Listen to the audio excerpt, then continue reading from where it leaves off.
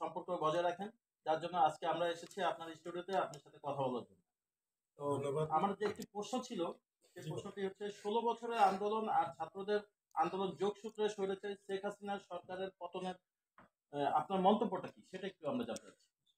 ধন্যবাদ আপনাদের সকলকে। তবে আমাদের গত 16 বছরের যে আন্দোলন, শেখ হাসিনা আওয়ামী লীগ সরকারের বিগত 16 বছর যেভাবে দেশ পরিচালনা করেছে, এই পরিচালনার নেপথ্য যদি খুঁজতে হয়, মানুষের মধ্যে বিগত দিনগুলোতে মানুষের পুঞ্জীভূত ক্ষোভের বহিঃপ্রকাশে যে হলো লাস্টে যেটা ছাত্র জনতার আন্দোলন, তাদের যে আন্দোলনটা ছিল, সেই আন্দোলনটা যৌক্তিকভাবে ছিল।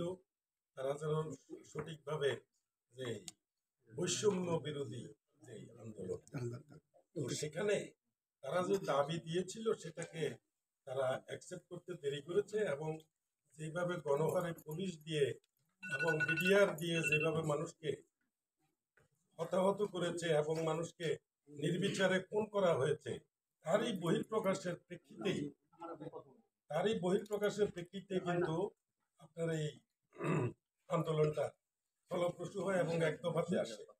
এক দফা মানে তার পতন, এবং এই পতনের কথা আসছে তখন আমাদের যে 15 বছরের ছাত্র জনতার এবং জনসাধারণের, অভিভাবকদের, শিক্ষকদের সব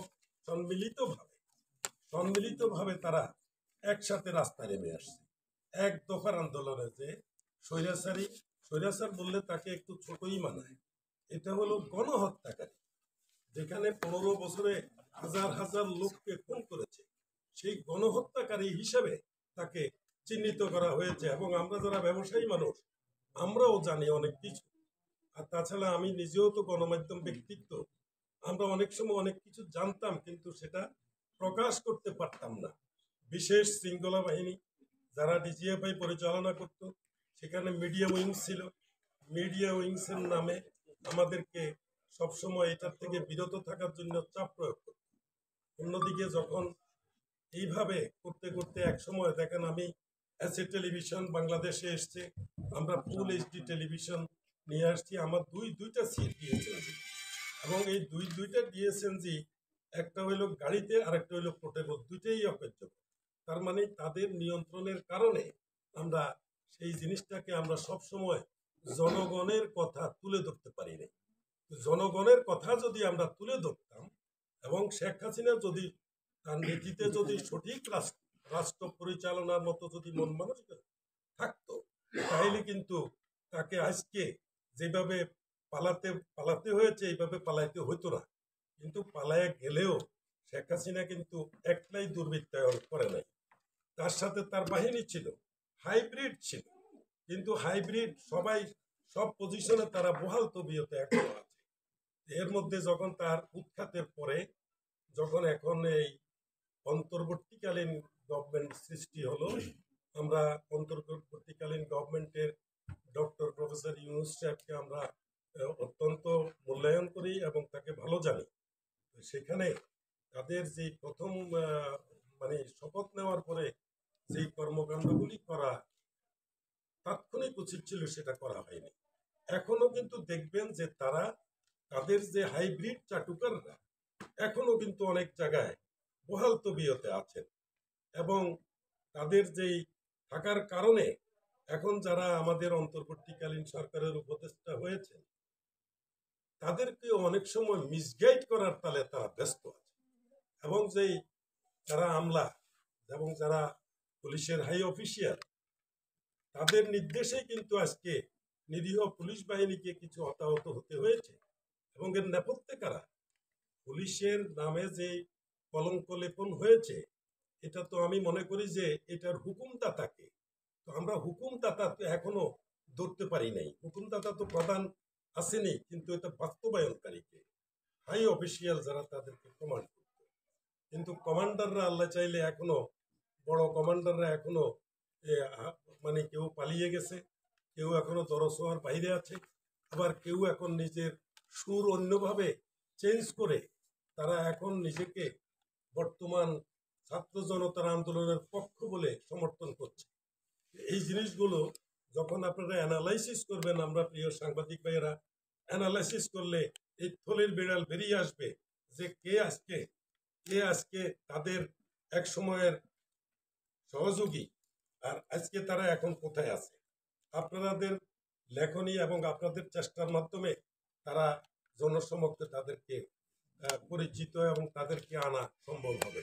তা না হইলে এই দুর্বৃত্তায়নদেরকে যদি শেষ করা না যায় অথবা তাদের আইনের আওতায় না আনা যায়, তাইলে আমাদের ছাত্র জনতা, শিক্ষক এবং জনগণের আশার প্রতিফলন ঘটবে না।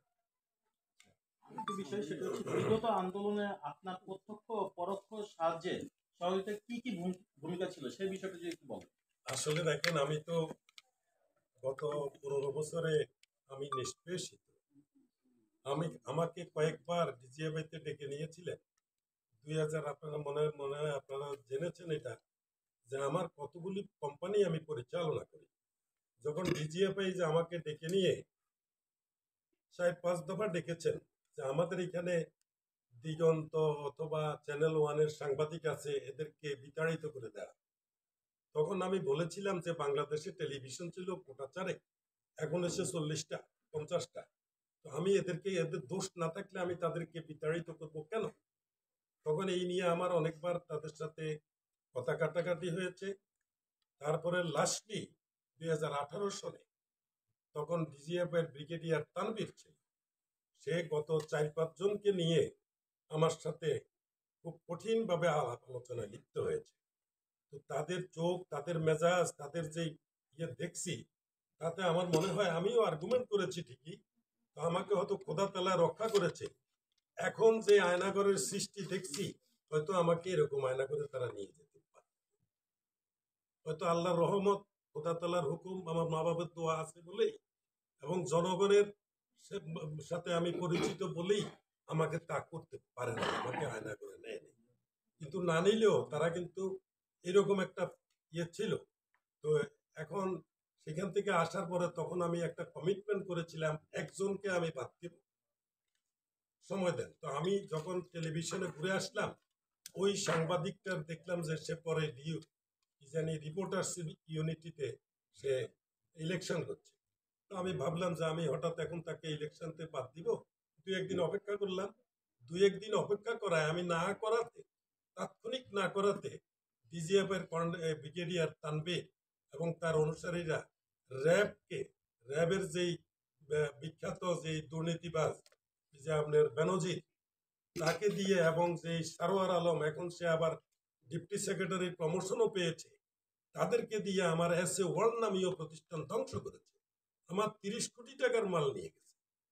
আমি নীরবে সহ্য করেছি এবং সেখানে বিভিন্ন ভিডিও দিয়ে আমাকে আমার মান সম্মান প্রতিপন্ন করেছে, কিন্তু করার কিছু ছিল না। তার কারণ তখন দুর্বৃত্তায়নের যোগ, তাই আমি কিছু করতে পারি নাই। এই বিষয়ে মামলাও আছে এখনো। আমি কি আর বলবো। তো আমাকে এই ক্ষতিটা করার পরে তখন তো আমি দেখছি, পরবর্তী টাইমে অবশ্যই আমি তাদেরকে বিভিন্নভাবে মানে ইচ্ছা না থাকা সত্ত্বেও ছাঁটাই করেছি।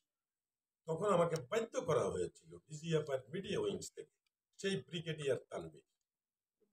আমি যদি আরো বেশি বাড়াবাড়ি করতাম তাইলে আমাকে হয়তো ওই যে নির্জন ছেলে, হয়তো আমারও ওই যে তারা নাকি সেনাবাহিনীর লোক, তাদেরকে আমরা আয়না করে রেখেছিল, তাদের দশা হতে পারে।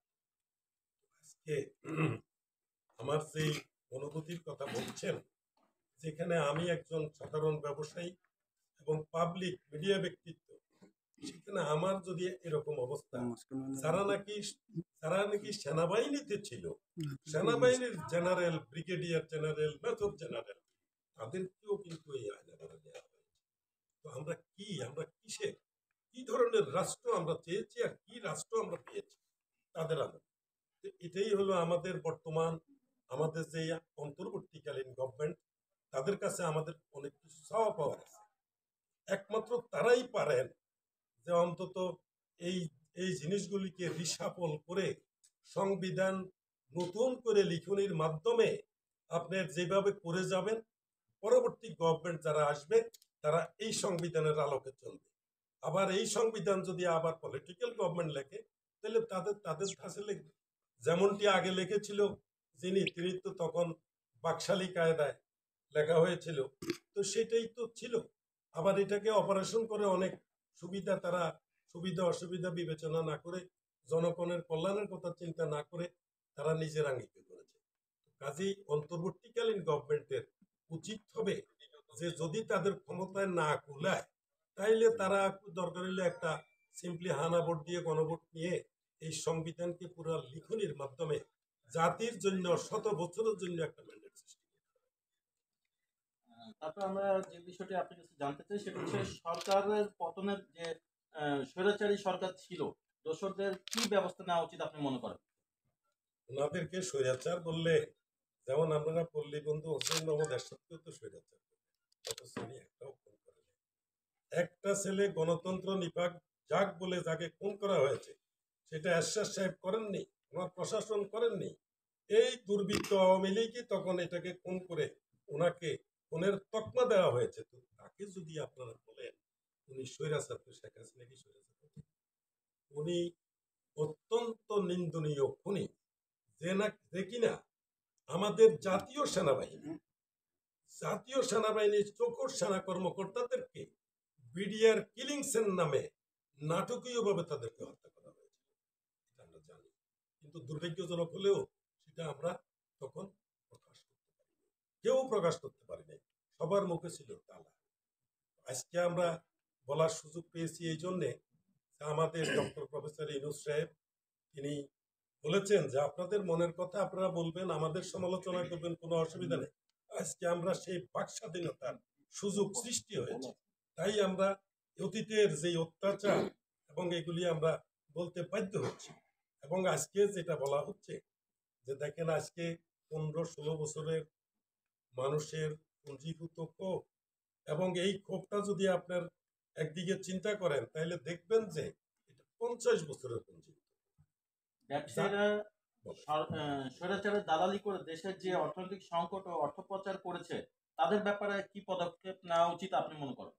আমার মনে হয় আপনার তো বলার অপেক্ষা রাখে না। আপনারা দেখছেন প্রশাসনের একেবারে নিম্ন থেকে উপর পর্যন্ত গত 15 বছরে তাদেরকে লুটেরা দুর্বৃত্তায়ন বানানো হয়েছিল, এবং এই দুর্বৃত্তায়নের পিছনে যে উন্নয়ন ডেভেলপমেন্ট ওয়ার্ক তো মানুষে করে, সরকার করে হলো তাদের সাময়িক দেশের জনগণের স্বার্থে, কিন্তু এই সময় যে উন্নয়নের নাম করা হয়েছে এটা হলো তাদের দলীয় অর্থ লুপাটের জন্য স্কিম, কিন্তু জনগণের চাহিদার প্রতিফলন নয়। তো এখানে এই যে জনগণের চাহিদার প্রতিফলন নয়, এটা হলো যেমন দলীয় প্রধান ওনার যেরকম পার্সেন্টেজ ছিল, যারা পরিকল্পনা করত তাদের পার্সেন্টেজ ছিল, যেখানে কাজ সেখানে পার্সেন্টেজ ছিল। তো কাজেই একটা কাজকে টেনে লম্বা করার যত প্রয়াস ছিল, মানে বড় লম্বা করলে মানে 1000 টাকার কাজকে 1 কোটি টাকা করলে যে আমি কথাটা দেখাচ্ছি, তো সেটা যত লম্বা করতে পারে তখন কর্তাও খুশি হয়, প্রশাসনও খুশি হয়, যার কাজ তারও খুশি হয়।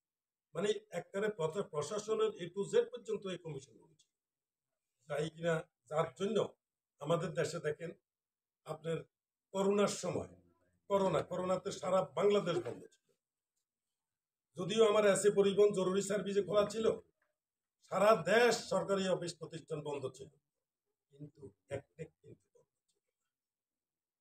তার কারণটা কি? ওইটাই তো লাভের জায়গা। আজকে যারা দুর্বৃত্তায়ন করেছে ছাগল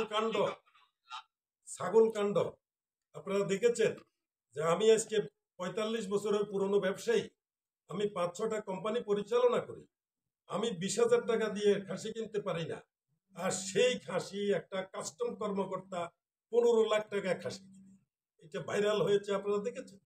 তো কাজেই দুর্বৃত্তের তো একটা সীমা রেখা আছে, দুর্বৃত্ত করে স্বল্প পরিবারের মানানসই ছিল, এমন দুর্বৃত্তায়ন করেছে যে সারা দেশকে, আমাদের জনসাধারণকে, আমরা ব্যবসায়ীকে রাস্তায় নামাইছে। আমাদেরকে জাতীয় রাজস্ব বোর্ডের কথা যদি আসি, জাতীয় রাজস্ব বোর্ড এমন ভাবে তার দ্বারা পরিচালিত হয়েছিল যে আমাদের ব্যবসায়ীদেরকে একেবারে নিষ্পেষিত করা, ট্যাক্সের পরিমাণ এত বাড়াইছে, হোল্ডিং ট্যাক্স বাড়াইছে, আর একটা ঢাকা সিটিকে 2টা ঢাকা সিটি করেছে, দুইটা ঢাকা সিটি কেন করা হয়েছে? দুর্বৃত্তায়নের কারণে। ঢাকা সিটি একটা থাকবে এবং থানা করাইছে, একটা থানারে দুইটা তিনটা থানা করাইছে। এটা হলো তার দুর্বৃত্ত এবং জনসাধারণের ক্ষতি সাধন করে অনৈতিকভাবে অর্থ লুপাটের জন্য আর কেউ যেন কোন রকমের মুখ খুলতে না পারে সেটা মুখ বন্ধ করার জন্য। দেখুন, এখানে যেহেতু আপনি সমসাময়িক বিষয় নিয়ে কথা বলছেন, এখানে আমার একটি প্রশ্ন হচ্ছে, বর্তমান সরকারের কর্মকাণ্ড নিয়ে আপনার ভূমিকা এবং পরামর্শ কি, যদি আমাদের একটু জানাতেন আপনি। জি, আসলে এটা একটা ইম্পর্টেন্ট কথা। আমার কথা হলো, আমাদের প্রফেসর ডক্টর ইউনূস সাহেব যেভাবে আমাদের বাক স্বাধীনতা দিচ্ছেন, আমরা সবাই কথা বলছি, আপনারা আরো যারা ব্যবসায়ী আছে তাদেরকেও নিচ্ছেন। এই যে কথা বলার অধিকার, কথা বলার অধিকার থেকে ওনারা জানবেন যে কিভাবে রিফর্ম করা দরকার। রিফর্ম যদি ওনারা করেন, ওনাদের কাছে আমাদের এই চাওয়া যে আজকে মনে করেন ডিসি নিয়ে একটা কেলেঙ্কারি ঘটেছিল না, কেন ঘটল? বিগত গভর্নমেন্টের সময় ডিসিরা যে দিনের ভোট রাত্রে, রাত্রের ভোট আবার বিনা ভোটে 2% ভোটারে আবার হাই গ্রেড থাকে, যেটা তারা কারা করেছে? ডিসি, এসপিরা। তো এই ডিসি নিয়োগে একটা কথা আসছিল সেখানে, কিন্তু সেখানে একটা ডিসি দিয়া 4টা ডিস্ট্রিক্টের এখন খুঁজে বের করতে হবে। এখন আমরা যদি এই গভর্নমেন্ট যদি এগুলি খুঁজে বের করে যদি তাদেরকে পদায়ন করা না যায়, তাইলে আমাদের ছাত্র জনতার আন্দোলন, গণ অভ্যুত্থান কাছে আসবে। তাইলে দেখা যাবে যে আরেকটা অভ্যুত্থান লাগবে, আরেকটা অভ্যুত্থান যেভাবে এটা 50 বছরের 16 বছর না 50 বছরের ক্ষোভের পরেই প্রকাশ। আরেকটা অভ্যুত্থান আসলে তো টাইম লাগবে 25 বছর, তাই না? তো কাজেই ওনাদেরকে এমন সিস্টেমে দেশটা পরিচালনা করতে হবে যাতে কিনা আমরা আমাদের দুর্বৃত্তায়নের সুযোগ যেন এই কোনো প্রশাসনে যেন না ঢুকে, আমরা ওইভাবে করবো। আরেকটা কথা এখানে বলতে হয় যে আপনারা জানেন, আপনারা অবগত আছেন, নিয়োগ বাণিজ্য থেকে শুরু করে আগুন লাগার কাজ থেকে শুরু করে সব কিন্তু করতে হইলো আমাদের সরকারি সোর্সেরা। কেন করতো? তার প্রত্যেকটা জিনিসে তাদের লাভ ছিল। একটা আগুন লাগাবার ঘটনায় তারা হাজার হাজার কোটি টাকা বেনিফিটেড হতো। আমি এখন স্বল্প কথা তো বলতে পারবো না, তবে এটা ব্যাপক অর্থে যদি আরো সময় কথা হয় আমি তার ব্যাপক ইয়ে দিতে পারি কোন লাভের কারণে আগুন লাগতো না, আগুন লাগাইতো। আমার আরেকটি প্রশ্ন হচ্ছে, দেখুন, বাংলাদেশে অনেকেই কিন্তু বিশিষ্ট ব্যক্তিগণ অনেক নির্বাচন নিয়ে কথা বলছেন। যেহেতু আপনি একজন বিশিষ্ট ব্যবসায়ী, সমাজসেবক এবং আপনি একজন ব্যক্তিত্ব, খুব ভালো মানুষ, তো সে বিষয়ে আমার যে প্রশ্নটি সেটা হচ্ছে, দেশের নির্বাচনের ব্যাপারে আপনার মন্তব্য কি? নির্বাচনের ব্যাপারে এটা সত্য যে ওনারা রিফর্ম করবেন, যেটা আমি আগেও ধারণা দিচ্ছি, ওনারা যেটা রিফর্ম করবেন, ওনারা এমন একটা গভর্নমেন্ট গণ অভ্যুত্থানের কারণে সৃষ্টি হয়েছে, এটা আমি মনে করি খোদা তালা সৃষ্টি করেছে। এই সৃষ্টির মাধ্যমে ওনারা যদি এটাকে ফলপ্রসূ করতে হয়, ফলপ্রসূ করে যেটা করলাম সংবিধান লেখন, তারপর সবকিছু রিফর্ম করুন, রিফর্মের মধ্যে সঠিক লোককে সঠিক জায়গায় নির্বাচিত করুন, এবং তারপরে আমাদের ছাত্র জনতা চাকরি পাচ্ছে না, দুর্বৃত্তরা কেন আমার চেয়ারে বসে চাকরি করবে? কাজে এখন উচিত হবে বেছে বেছে, ওই যে বিগত দিনে এই যে আমাদের এই যে আগে প্রধানমন্ত্রীর উপদেষ্টা ছিল ইমাম, সেও বলেছে কিভাবে তারা বিসিএস এর পাশ করাইতো, সেটা আপনারা অবশ্যই সাংবাদিক আপনারা জানেন। তো কাজে ওই সমস্ত সময়ে যারা নাকি ওই আপনার এই বিসিএস পরীক্ষায় যারা ভাইভাতে যে সিলেক্ট হয় নাই, এদেরকে ডেকে আবার পুনরায় তাদেরকে চেক করেন, চেক করলে ওখান থেকে ভালো মেধাবী বের হবে, তাদেরকে আইনে পদায়ন করেন না, অসুবিধা নেই। তাদেরকে পদায়ন করলে তো আমার অর্থবিহীন ভাবে, মানে কোনো অর্থ ছাড়া আমাদের এই আগের সময়ে যদি বলতে হয়, এটা তো 2 দিন বললেও শেষ হবে না। এক একটা পোস্টিং লক্ষ লক্ষ টাকা, লক্ষ কোটি কোটি টাকা। তো যারা নাকি লক্ষ লক্ষ টাকায় চাকরি পায়, কোটি কোটি টাকায় চাকরি নেয়, তো তারা কি করবে? তারা যে ওই যে ডাকাতি শুরু করে, জনগণের উপরে অত্যাচার, রোলিং নির্যাতন। তো কাজে কাজে এই গভর্নমেন্টের উচিত হবে যাদেরকে আমরা নিযুক্ত করব তারা যেন বিনা পয়সায় যেন তারা চাকরি পায়, বিনা টাকায়, বিনা ঘুষে যেন তারা চাকরি পেতে পারে, আমরা সেই রাস্তা আমরা আরেকটি বিষয় দেখছি, সেটা হচ্ছে সরকার পতনের পর থেকে আপনার মিডিয়াতে আপনি যে বক্তব্যগুলো দিয়েছেন, জনগণের মধ্যে এর কোনো প্রতিক্রিয়া কি আপনি লক্ষ্য করেছেন? আমি আমি দুঃখজনক হলেও সত্য, আমি 5 তারিখেই যখন ওনার জানলাম যে উনি পলায়ন করছেন, তখন আমি আমার লাইভে এসে আমি কয়েকটা কথা বলেছি এবং যা বলেছি এবং তা সত্য। এটার প্রতিফলন আমি সেখানে বলেছিলাম, তো এটার প্রতিফলন আমি দেখতে পাচ্ছি। যেমন আমাদের যদি বলতে হয়, আমাদের বাইরের মিডিয়া এবং আমাদের দেশি মিডিয়ায় এই কথাগুলি তুলে ধরতেছে, যে যেমন সংবিধান সংশোধনকরণ অথবা সংবিধান পুনর্লেখন ইত্যাদি ইত্যাদি জিনিসগুলা, তার প্রতিফলন আমরা একটু দেখতে পাচ্ছি। যে আমরা যেটা বলছি, যেমন যেমন তো এটা কোরআনের বাণী না, আর কোরআনে এটা এটা কোনো ওহী নাজিল হয় নাই। এই যে সংবিধান, এটা তো মানুষের সৃষ্টি ছিল, কাজে এটা পরিবর্তনযোগ্য। এটা আমাদের, এখন আমাদের করতে হলে কিভাবে করতে হবে, আমাদের গণমানুষের ইয়ে নিয়ে, যদি ওনাদের ক্ষমতা না থাকে তো একটু গণভোট হানা ভোট দিয়ে 1 মাসের ইয়ে দিয়ে কি করা যায় নাকি?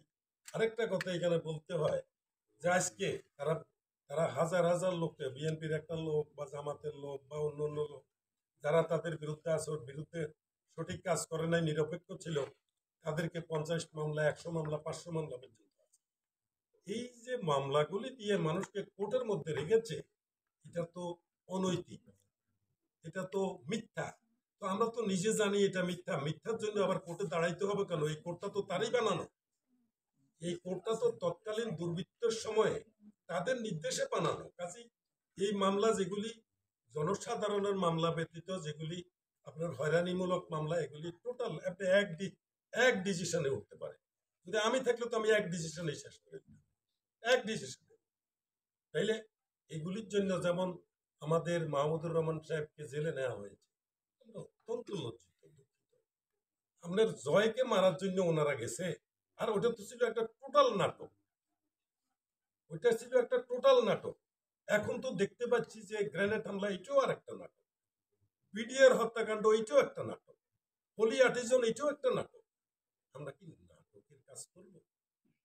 এটা তো অত্যন্ত দুর্ভাগ্যজনক। তো আমি কথাটা ওদিনকে আমি আনন্দের বশীভূত হয়ে বলি, যেমনি বলি এটা সঠিক। যেমন আজকে আমাদের মাননীয় প্রধানমন্ত্রী, সাবেক প্রধানমন্ত্রী, সে বেগে গেছে। যদি জন আন্দোলনের মাথায় যদি তাকে দেশে থাকতো, সেফ কাস্টডি তো থাকতে পারতো। সেফ কাস্টডিতে থাকলে কি হতো? তারা মেরে ফেলতো, ওইটা তো সেনাবাহিনীর তো অধিকার আছে, তারা রাখতে পারতো। রাখলে কি হতো? তাইলে তারা বিচারমুক্তি করা সহজ হতো। এবং এই যে জাতীয় সেনাবাহিনীর চৌখস লোকদেরকে হত্যার নেপথ্য বেরিয়ে আসতো, এবং হোলি আর্টিজান বলেন, হেফাজত হত্যা বলেন, আরো জনগণের হত্যা বলেন। 14 সালে যখন এই অসহযোগ আন্দোলন হয়েছিল, আমার 8-10টা গাড়ি জ্বালাইছে, আমার কুমিল্লা আছে পরিবহনের অফিস, পুরো বিল্ডিং জ্বালাইছে। তো আমরা তখন দেখেছি। এরপরে এখন দেখা যায় যে কোথায় কোথায় জামাতের লোক, কোথায় বিএনপির লোক, তাদেরকে দেশ ছাড়া করতে হবে, এলাকা ছাড়া করতে হবে। কোনো জামাতের লোক থাকতে পারবে না, কোনো বিএনপির লোক থাকতে পারবে না, এরকম নির্দেশ ছিল। যেমন আমি একটা যদি বলতে হয়, আমার কাছে তথ্য আছে, তথ্য নির্ভর ছাড়া বলছি না। লক্ষ্মীপুরে হেলিকপ্টার দিয়ে যে মানুষের গুলি করে মারা হয়েছে। এবং আপনার সাতক্ষীরায় আপনার কোন এক এসপি, তার সামনে সে নিজে গুলি করে মারছে এবং বলছে যে যে আমি শুনেছি যে এদেরকে মারতে হবে না, জামাত এবং বিএনপি। সে নাকি প্রধানমন্ত্রী শেখ হাসিনার সাথে, সাবেক, তার সাথে কথা বলে গেছে। তো এসপি বলছে আমাকে কেন আপনার সাতক্ষীরা দিলেন? আমার তো 20-50 জন লোককে আমি খেয়ে ফেলতে হবে। কি বলে 20-50 জন? হাজার হাজার না কেন, একটাও বিএনপি আছে এরকম কত আমরা শুনেছি। তো সেখানে যে গণহারে যে আমাদের জাতীয়, আমাদের জনপ্রতিনিধি না হোক, এলাকার লোক কেউ না কেউ কোনো স্বার্থে হোক বা স্বার্থের বহির্ভূত হোক, কেউ কেউ অনুসারী থাকে, তাদেরকে খুন হয়ে যাওয়ার জন্য তাদেরকে এইভাবে নৃশংস হত্যা করতে পারে না। হাজার হাজার লোক ওই সময় হত্যা হয়েছে পুলিশের মাধ্যমে। আর পুলিশের মাধ্যমে হত্যা হয়েছে, কিন্তু আমরা দোষ স্বীকারে পুলিশ হতাহত হয়েছে, পুলিশের বদনাম হয়েছে, কিন্তু আসলে তারা বদনামের বাগি হয়েছে বটে, কিন্তু তার হুকুমদাতা আবার বিডিআর এর কথা বললে আপনার তদ্রুপ পাবেন। গতকালকে আমি বিডিআর এর একটা প্রেস কনফারেন্স, আপনারা জানেন কিনা, আপনারা গেছেন কিনা জানি না, ওনার কাছেও শুনেছি যে ওনারা বিডিআর গুলি করেন আমাদের এই যে বিটিভির সামনে এবং আপনার এই মধ্যপাড্ডায় এবং আপনার যাত্রাবাড়ি কারাগুলি চালিয়েছিল। যখন পুলিশ পারে নাই তখন বিডিআর, এবং বিডিআর তখন তাদেরকে উঠে দিছে। কিভাবে উঠেছে? বিনা গুলিতে নেই। উনি যে কথাটা প্রেস কনফারেন্সটা করেছেন, আমি থাকলে ওনার তো এই প্রশ্নটা করতাম যে এটা তো আপনি সঠিক কে, যে ওই হিন্দি ভাষায় কথা বলছে কে? বিডি, আমারও তো অনেক লোক সাক্ষী দিচ্ছে যে বিডিআর এর আপনার মধ্যপাড্ডায় এবং আপনাদের বিটিভির সামনে উর্দু ভাষায় কথা বলে, হিন্দি ভাষায় কথা বলে। আমার স্টাফরা যাইতেও শুনছে, এবং আমার এখানে গাড়িও ভাঙছে, আমার টেলিভিশনের ক্যামেরাও ছিনতাই করছে, ক্যামেরাও ভেঙে দিছে, আমার লোকরা আহত করা হয়েছে, লোক মানে সাংবাদিকদেরও আহত করা হয়েছে। কারা করছে? বিডিআর এর দৌড়ানি এবং বিডিআর এর কোন খারাপ, এবং ওনারা বলছে যে সব পুলিশ মারছে। আরে পুলিশ তো মারছে, এটা ঠিক আছে, কিন্তু পুলিশ যখন নাকি পালাইয়া যখন বিল্ডিং এর ছাদে উঠছে বাঁচল, তখন কে গেছে? তখন তো বিডিআর গেছে। বিডিআর হেলিকপ্টার থেকে তাদেরকে সেভ করেছে, তারপরে ওই পুলিশকে সেভ করেছে, কিন্তু তারপরে বিডিআর যে সেখানে গোলাগুলি চালিয়েছে। এগুলি তো হাস্যকর কথা বলে নিজের খোলসটাকে চেঞ্জ করা, এটা অনুচিত। যে ক্রাইম করছো, নিজের ক্রাইমের কথা চিন্তা করে জনগণের কাছে ক্ষমা চাও, ক্ষমা না চেয়ে নিজের খোলস চেঞ্জ করে আবার দুর্বৃত্তায়ন করার সুযোগ সৃষ্টি করা, এটা যায় না, এটা যায় না। আপনারাও সাক্ষী থাকবেন, আপনারাও এই ধরনের যারা কালা কানুন করে যারা শেখ হাসিনারে খুশি করতে চেয়েছে, তাদেরকে আপনারা আইনের আওতায় আনার জন্য আপনাদেরও উদ্যোগ থাকতে হবে। আমি একজন ব্যবসায়ী, আমি মিডিয়া ব্যক্তিত্ব, আমি জানি, আপনারাও জানেন। আমার কথা হইলো, এখন অপরাধ যে করে, যেমন আমি একজন অপরাধ করলো, আমি যদি প্রতিবাদ না করি তাহলে আমি সমন না হইলেও কাছাকাছি অপরাধ। কাজেই আমি সত্যকে আমি ছাড়বো কেন? সত্যকে সবসময় সত্য বলতেই হবে। কেউ অপরাধ করলে তার প্রতিবাদ করতে হবে। প্রতিবাদ না করাটা হইল অপরাধের একটা মৌল সন্ন্যত। কাজে এটারে মাথায় রেখে আমার মনে হয় যে ইনশাল্লাহ আমাদের অন্তর্বর্তীকালীন গভর্নমেন্ট অবশ্যই সাকসেসফুল হবে, যদি সাকসেসফুল হওয়ার মতো তারা যদি উদ্যোগ নেয়। ওই আপনার খারাপ লোক দিয়ে যদি প্রশাসন পরিচালনা করে তাহলে হবে না। প্রত্যেকটা লোক চাকরি পেতে হবে যোগ্যতা অনুসারে, বিনা টাকায়। জায়গা জমি খ্যাত বিক্রি করে না ওই ট্রিপস দিয়া ঘুষ দিয়া এক একটা লোকের চাকরি 50 লাখ 40 লাখ টাকা, এটা হওয়া উচিত না। সে বিনা পয়সা চাকরি পেতে হবে, এখনই সুযোগ, এই সিস্টেম করে যাওয়া। তাহলেই আমরা আজকে যুব সমাজ যারা লেখাপড়া শিখছে তাদেরও আজকে চাকরি পাওয়া সহজ হবে। এই যে 35 বছরের জন্য বলছে, এই 35 বছরের সময় তখন লাগবে না। আমার যদি দুর্বৃত্তদেরকে বাদ দিয়ে যদি আমি তাদেরকে নিয়োগ করি, তাহলে তো আমার এখানে পদায়ন হচ্ছে। আচ্ছা, আমরা আরেকটি বিষয় খুবই দেখছি সোশ্যাল মিডিয়ায়, এটি নিয়ে অনেক চর্চা হচ্ছে। তো এসএ গ্রুপ অফ ইন্ডাস্ট্রিজ এবং এস আলম গ্রুপের মধ্যে সাধারণ মানুষের মনে হয় কি একই গ্রুপ হিসেবে মনে করছে। তো এটি আসলে কি রহস্য, সেটি যদি আপনি একটু জনগণের উদ্দেশ্যে বলে দেন।